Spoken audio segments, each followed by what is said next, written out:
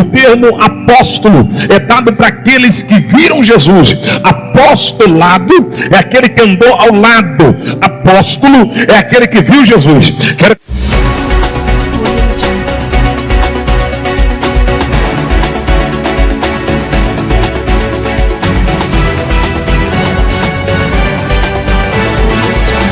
E aí pessoal, tudo bom com vocês? Pois bem, é bom, né, de ver o Juarez Tavares trazer a palavra, né? Porque ele fala sem medo mesmo, não tem essa de poupar esse ou aquele. Apóstolos, é isso mesmo? Com essa cachorrada aí, um querendo ser maior que o outro, mesmo que nem pastores de verdade são, porque a palavra diz que o bom pastor dá a vida pelas suas ovelhas. Esses aí que arrancam a lã das ovelhas, ainda por cima tem a ousadia de querer dizer que são apóstolos.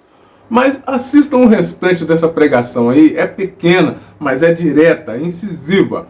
O pastor Juarez Tavares vai na lata e fala se esses homens têm condições de serem apóstolos. Vejam bem o que é necessário para ser um apóstolo, não tem como.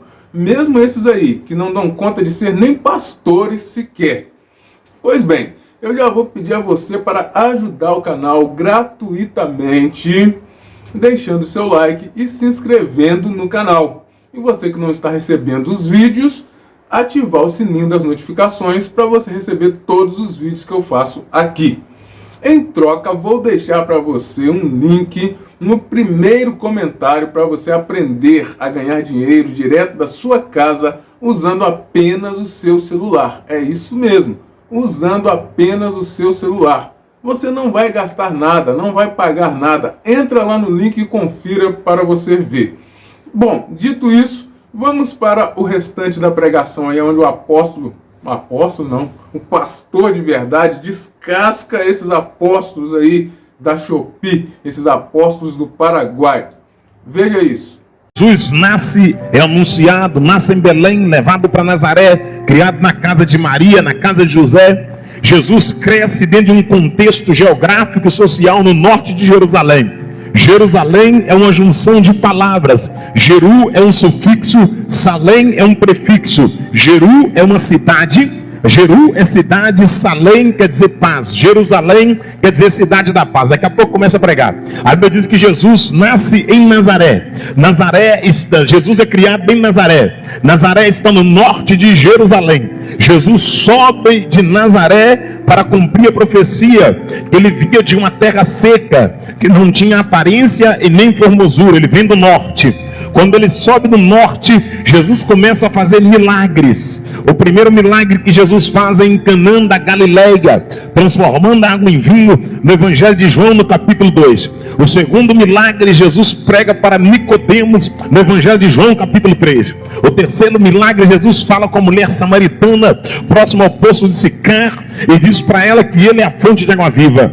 No capítulo 5, Jesus está entrando em Betânia, passa na porta das ovelhas, cura um homem que tinha 38 anos, que se achava à beira do tanque. Jesus começa a subir, começa a multiplicar pão, multiplicar peixe, dá visão para cego, dá fala para mudo, dá audição para surdo, e o ministério de Jesus toma uma força muito grande, porque ele não somente pregava, ele pregava e os milagres aconteciam, as evidências, elas eram perceptíveis no seu ministério, sendo ele o próprio Deus encarnado. Como o apóstolo Paulo disse que sendo ele Deus, ele não usurpou o ser como Deus, antes esvaziou-se a si mesmo de toda a sua glória e foi humilde até a morte, e morte de cruz, pelo que também Deus o exaltou sobremaneira, ele deu um nome que está acima de todo nome. Jesus então no seu ministério terreno, operando maravilhas, dando visão para cego, dando fala para mudo, audição para surdo, fazendo paralítico andar, multiplicando pão, multiplicando peixe, acalmando o mar, acalmando o vento, andando sobre as águas, expulsando o demônio. Jesus agregou-se a ele discípulos e apóstolos. Quando eu falo de discípulos, eu quero que você entenda que o termo discípulo é dado para alguém que aprende de outro alguém. Quando eu ensino ensina alguém alguma coisa, ele pode dizer que é o meu discípulo. Eu posso verbalizar dizendo que discipulei aquela pessoa. Então eles eram discípulos de Jesus, porque aprenderam com o mestre. O termo apóstolo é dado para aqueles que viram Jesus. Apostolado é aquele que andou ao lado. Apóstolo é aquele que viu Jesus. Quero que você entenda que aqueles homens agora, eles conseguem 2 títulos que são memoráveis. O primeiro título de discípulo, porque foram discipulados pelo mestre, ouviram Jesus, aprenderam de Jesus, conviveram com Jesus. O segundo título, o título de apostolado, porque andaram do lado de Jesus, conviveram com Jesus, comeram com Jesus, andaram de barco com Jesus, dormiram no lugar com Jesus, receberam o título de apóstolo. Então esses homens são discípulos e apóstolos de Yeshua, carregados de autoridade, porque Jesus assoprou sobre eles e falou: eu vos dou poder para que em meu nome expulse os demônios, para que em meu nome cure os enfermos, para que tomando alguma coisa mortífera não vos faça dano algum. Eu vos dou poder para que vocês fiquem ricos no meu nome. Eu vos dou poder para que vocês mandem nas convenções no meu nome. Eu vos dou poder para que vocês façam política no meu nome. Eu vos dou poder para que vocês façam fama no meu nome. Não, eu vos dou poder para que vocês expulsem os demônios, para que vocês curem os enfermos. Eu não vos dou poder para ensoberbecer, para que vocês achem que são melhores que os outros, mas eu vos dou poder para que vocês curem os enfermos. Eu não vos dou poder para que vocês se tornem estrelas. Eu vos dou poder para que vocês sirvam a igreja. Eu não vos dou poder para que vocês conquistem status, fama, mídia. Eu vos dou poder para que o meu nome seja glorificado por intermédio da vida de vocês. Quero que vocês entendam algo aqui rapidamente na noite de hoje.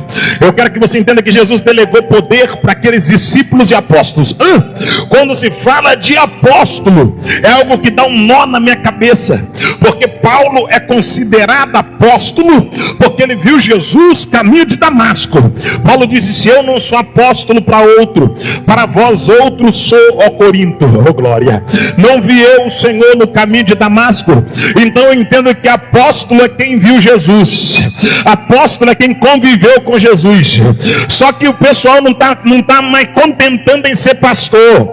Não contenta, irmão. Não faz o serviço de pastor, já quer ser apóstolo. Não faz o serviço de apóstolo, já quer ser semideus. Sabe o que está acontecendo? Essa geração briga por uma nomenclatura, mas não briga para defender a cruz do Calvário. Essa geração briga para ser conhecida, mas não briga para fazer o evangelho conhecido. Essa geração, ela se retalha, ela se alfineta. Eu vou pregar, ela se tumultua, ela se persegue. Eu sei que esse negócio vai espalhar, irmão. Eu sei que tudo que eu falo, alguém conta, alguém espalha, alguém publica. Mas goste você ou não, a igreja não é tua, você não é dono dela. O dono da igreja se chama Jesus de Nazaré. Goste você ou não, o bispo, o apóstolo, o reverendo, Deus se quer de joelho de madrugada.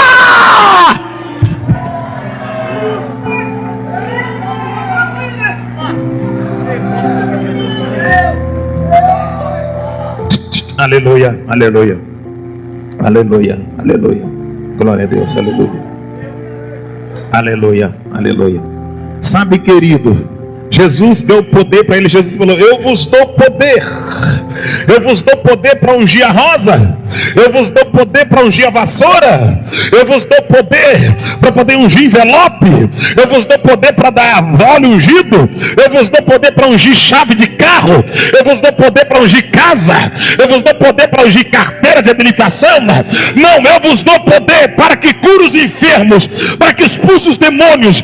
Eu vos dou poder para poder tirar oferta, para poder levantar oferta de carro, casa, fazenda, moto. Não, eu vos dou poder para pregar o evangelho, para curar os enfermos. Eu vos dou poder para pisar em serpente e escorpião. Vem comigo, por favor. Abaracéria, Beribaravácia, Laravassúria. Jesus então, obrigado. Jesus agregou assim discípulos. Eu gosto de me ouvir pregando, que eu vou convertendo. Eles falam que eu sou um pregador mais quadradão, mais antigo. Mas eu quero ser antigo e subir para os céus. Jesus então agregou assim discípulos e apóstolos. Discípulos porque aprenderam com o mestre. Tem gente querendo ensinar sem primeiro aprender.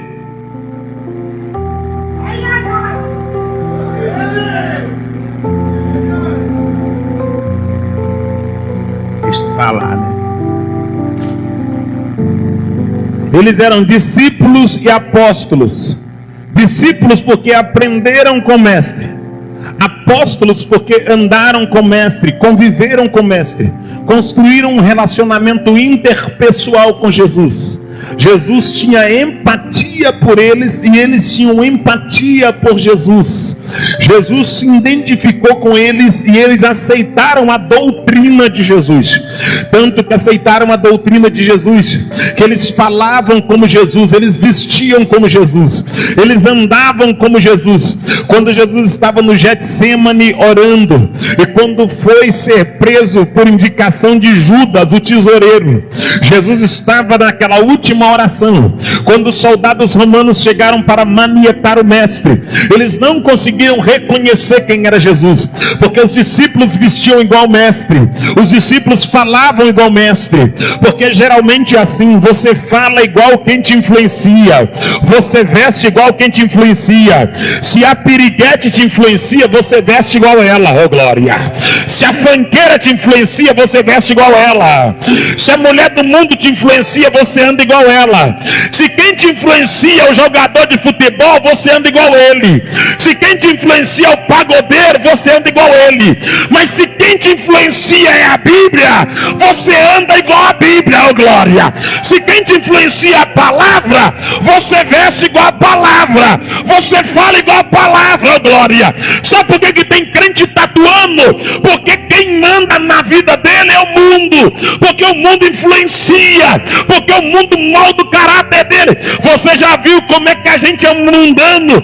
Você já viu como é que essa geração é fraca? Essa geração é bibelô de igreja, é uma geração minada, é uma geração apática, anêmica.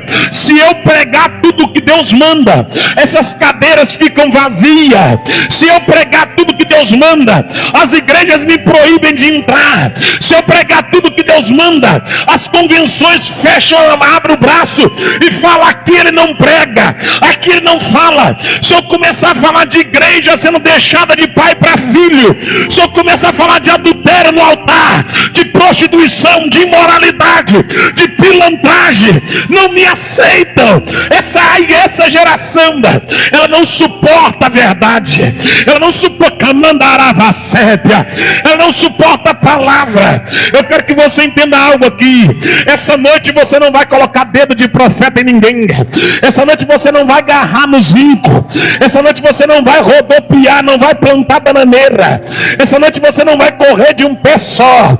Essa noite você vai ficar sentado, centrado, ouvindo Deus falar, e vai voltar para casa falando: eu quero ser mais crente, eu quero ser mais santo, eu quero ser mais limpo, eu quero comando badacébia, eu quero aproximar mais de Deus. Alabadácia. É uma geração que não tem resistência, é uma geração que não tem estrutura, é uma geração que não suporta a palavra. Vem comigo, por favor. Já tem muro de ferro dentro do estado de Minas, já tem cidade que não posso voltar mais, mas não é porque eu pequei, não. Já não posso voltar mais, não é porque eu sou caro, não é porque eu sou caro, não é porque eu troquei de mulher, porque eu não troquei de mulher, não é por isso, não é porque eu tenho treta, porque eu não tenho treta, não, é porque a gente bate muito pesado, porque a gente fala a verdade, porque eu quero que você entenda. Sabe qual é a tática do diabo hoje? A tática do diabo é: não constranja para ficar na igreja. Fica na igreja em pecado e não sobe com a igreja. Fica na igreja em adultério e não sobe com a igreja. O que adianta estar na igreja e não subir com a igreja? Deus não quer que você enche a igreja, Deus quer que você venha povoar o céu. Deus não está preocupado com você sentado aqui na terra. Deus quer o teu nome escrito lá na glória para adorar.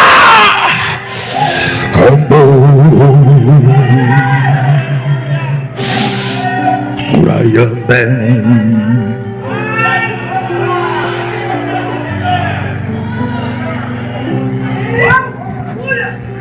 Eles eram discípulos e apóstolos de Jesus. Discípulos porque aprenderam com o mestre. Porque eles que não esqueçam, eles aprenderam, eles foram pedagogicamente doutrinados, ensinados. Eles ouviram no pé do ouvido para depois falar. Eles aprenderam para depois ensinar. Primeiro, discípulos, porque aprenderam com o mestre. Segundo, apóstolo, porque eles eram testemunhas oculares de que Jesus é Deus, andaram com ele, viram os milagres de Jesus.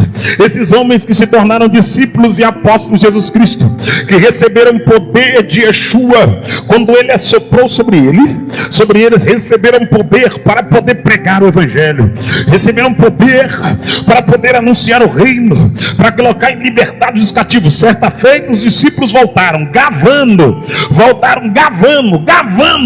porque os demônios sujeitavam a eles. Quem lembra disso? Eles voltaram gavando e chegaram para Jesus e falaram assim: os demônios sujeitam a nós. Jesus falou assim: alegrai antes por ter o vosso nome escrito no livro da vida. Sabe o que Jesus está falando? Para de gavar o que você está fazendo na obra e cuide da sua salvação, oh glória.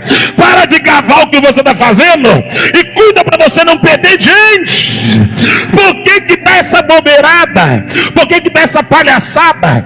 Estou aqui no monte orando por você, estou em jejum por tua vida, estou aqui buscando por você, estou aqui consagrando por você.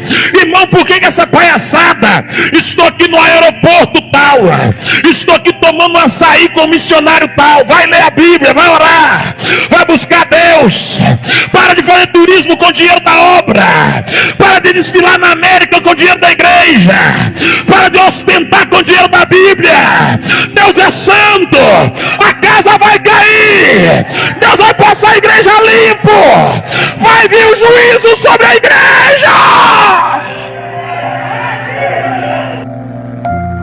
Então eles eram discípulos e apóstolos. Discípulos porque andaram com Jesus, apóstolos ou apóstolo porque andaram com Jesus, discípulos porque aprenderam com Jesus. Jesus sopra sobre eles e dá autoridade para que eles expulsem os demônios, para que eles curem os enfermos. Jesus envia, eles são a igreja, a primeira igreja. Quando Jesus é perseguido, é preso, manietado, quando ele passa pela via dolorosa, oh glória, você ainda lembra da via dolorosa? Você ainda sente alguma coisa quando fala da via dolorosa? Você consegue imaginar Jesus com a cruz pesada, chicote batendo nas costas, o rosto ferido, a face ferida, manquejando pelas ruas de Jerusalém, o sangue pingando, uma madeira, uma cruz pesada nas costas, cambaleando, indo sentido Gólgota. Quando Jesus está na via dolorosa, os seus discípulos vão dispersar, eles vão espalhar. Entre os discípulos que espalham, cumprem uma profecia que Jesus liberou sobre Pedro. Pedro nega o Senhor 3 vezes, segundo que o próprio Jesus havia dito que Pedro negaria.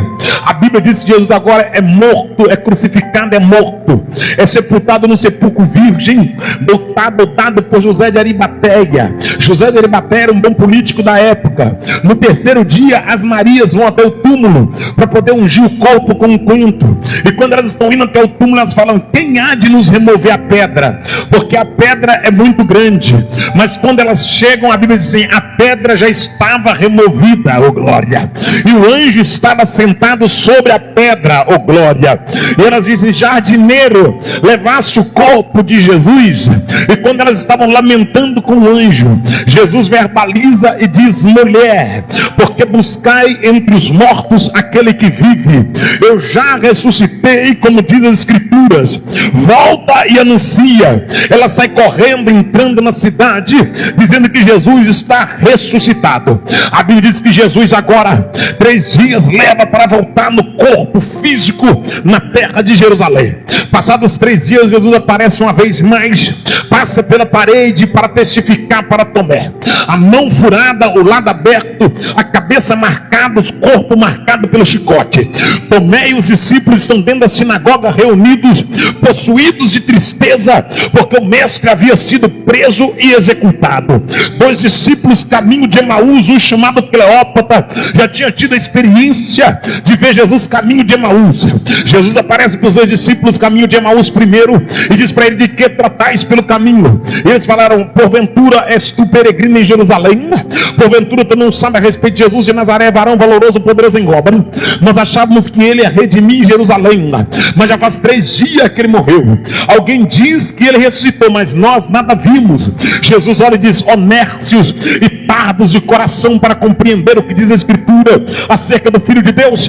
Era necessário que ele morresse e ressuscitasse. Jesus finge que vai sair. Eles convidam Jesus. Jesus entra na casa, parte o pão, desaparece. Eles dizem: Jesus está vivo. Eles voltam para a cidade anunciando que Jesus está vivo. Quando eles anunciam, os discípulos ainda têm dúvida. Maria também já havia dito. Tomé diz para Pedro: eu só acredito se eu ver, se eu tocar na chaga, se eu ver o lado aberto, aí eu acredito que ele está vivo, aí eu creio que ele está vivo. A parede é de pedra, me imagino do tamanho desse tapete, mais ou menos, a largura da pedra. Os discípulos estão reunidos dentro da casa, conversando na beira do fogo. Jesus agora vem e passa pela parede, oh glória, atravessa a parede. Jesus atravessa. Eu fico rindo, irmão, porque não tem como alguém desviar sabendo que ele é Deus. Como é que pode? Para onde irei eu se só o Senhor tem palavra de vida eterna? Oh glória, oh glória. Jesus atravessa a parede, passa pela parede, chega do outro lado e fala: Shalom Adonai, paz seja convosco. Jesus vai até Tomé e fala: Tomé, olha aqui a mão furada, olha aqui o lado aberto. Quando Tomé olha, Tomé vê a chaga, o lado rasgado, vê a mão com buraco, vê a cabeça marcada, vê as costas marcadas. E é isso que o diabo tem que engolir. Jesus estava marcado, mas estava vivo. A mão furada, mas vivo. A cabeça marcada, mais vivo. As costas chicoteadas, mais vivo. Porque cicatriz não é sinônimo de morte. Cicatriz é sinônimo de alguém que passou por uma peleja, mas permanece de pé. Eu declaro que essa noite, que a sua cicatriz vai servir de experiência. Você vai chegar do outro lado marcado, machucado, ferido, mas vai chegar de pé glorificando a Deus. Oh glória, eu declaro que essa noite, que as marcas que você traz servem de testificação de que você anda com Deus e que Deus habita em tua vida e que o Espírito Santo te capacita, o Espírito Santo te orienta. Já vou pregar, vem comigo por favor. Quando Jesus aparece para os seus discípulos, ele fica cerca de 40 dias na terra. Ele sobe assunto aos céus diante de mais de 500 pessoas. Primeiro ele come, ele bebe, ele comunga com os discípulos. Depois ele sobe para os céus e diz: eu vou para o meu Pai, eu vou para o vosso Pai, eu vou vos preparar lugar e depois voltarei para vos levar para junto de mim. Mas antes dele subir, no capítulo de número 24 do Evangelho de Mateus, Jesus está saindo do templo e os discípulos encabulados com a estrutura do templo, encabulados com a beleza do templo, porque o que mais tem é gente adorando o templo aqui no Brasil. O que mais tem é gente adorando adorando obra arquitetônica no Brasil. O que mais tem é gente adorando estrutura arquitetônica no Brasil. É grande templo, oh glória, é templo dos anjos, é templo de Salomão, esquecendo de ajudar a viúva, esquecendo de ajudar o órfão, esquecendo de pregar o evangelho dos velados, esquecendo de anunciar que Deus é grande. Irmão, nada contra você ter uma estrutura grande para grandes eventos, mas a prioridade da igreja não é enriquecer na terra. A prioridade da igreja é enriquecer o céu com a alma. A prioridade da igreja não é conquistar a terra. A prioridade da igreja é anunciar a terra que já foi conquistada. A prioridade da igreja não é comprar carro. A prioridade da igreja é anunciar o evangelho, a palavra, a verdade. A prioridade da igreja não é enriquecer ninguém. A prioridade da igreja é libertar quem está em pecado. Evangelho não é fonte de renda. Evangelho não foi feito para enriquecer homem e mulher. Evangelho foi feito para anunciar que há salvação, que a vida após a morte vai doer em alguém. Vai doer em alguém, e se estiver doendo, você vai glorificando. Mas por favor, glorifique sabendo que o Pai ainda fala, que o Pai ainda é o dono da igreja. Essa briga para ver quem tem o templo maior, essa briga para ver quem tem a convenção maior, essa briga para poder ser tesoureiro, essa briga para ser presidente de campo, essa briga para ser ministro, essa briga para ser bispo, bispa, apóstolo, apóstola, pastor, pastora, essa briga para galgar posição. Eu quero que você entenda algo aqui essa noite. Certa feita os discípulos falou: quem é o maior aqui, Senhor? Quem é o maior dentre nós? Quem é o maior? Oh glória! Porque esse negócio de querer ser o maior não é de agora não. Esse negócio de querer ser o maior é de muito tempo. Esse espírito de querer ser grande não chegou agora não. É desde a época do mundo espiritual. Porque o que fez Lucifer pecar contra Deus foi uma mania de grandeza. O que fez Nabucodonosor comer capim foi a mania de grandeza. O que fez Herodes ser comido por bicho foi a mania de grandeza. Só que essa noite aqui nesse congresso eu quero declarar que quem é grande é Deus, quem é poderoso é Deus, quem é digno de glória é Deus, quem é exaltado é Deus, quem é glorificado é Deus. A primazia pertence a Deus, a glória pertence a Deus, o louvor pertence a Deus, Barra de São Francisco pertence a Deus. Essa noite eu declaro que os demônios nos cantos, nos guetos, nos becos, o demônio da idolatria, da imoralidade, da magia negra, da macumbaria, toda obra contrária não prevalecerá. Essa noite eu declaro que a mão de Deus estende sobre essa cidade, sobre esse distrito e município. Essa noite eu declaro que existe uma autoridade grande chamada Deus olhando para a terra, porque a igreja está concentrada em torno da palavra. E então, pessoal, o que foi que vocês acharam aí dessa pregação do pastor Juarez Tavares? Foi clara, não foi? Não é a pregação inteira, foi só a parte onde ele realmente vai direto, incisivo, para esses homens aí que se dizem apóstolos, que na verdade nem pastores são. Eu quero que você que veio até o final aqui, deixe um comentário aqui: não são apóstolos. Repita 3 vezes aí: não são apóstolos, que na verdade nem pastores são. Deixarei 3 coraçãozinhos para você que veio até o final e escreveu não são apóstolos, porque eu saberei que assistiu tudo. Desde já te agradeço muito. Fiquem todos com Deus e até o próximo vídeo.